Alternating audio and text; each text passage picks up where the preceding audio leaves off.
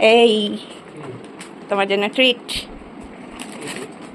আমার ফেসবুকে 15K follower হয়ে গেছে, সেই জন্য তোমার ট্রিট। ইয়েস।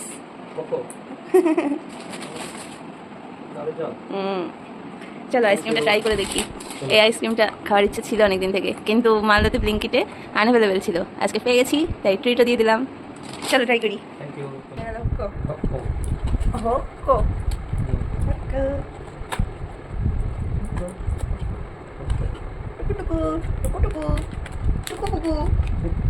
কেমন এটা?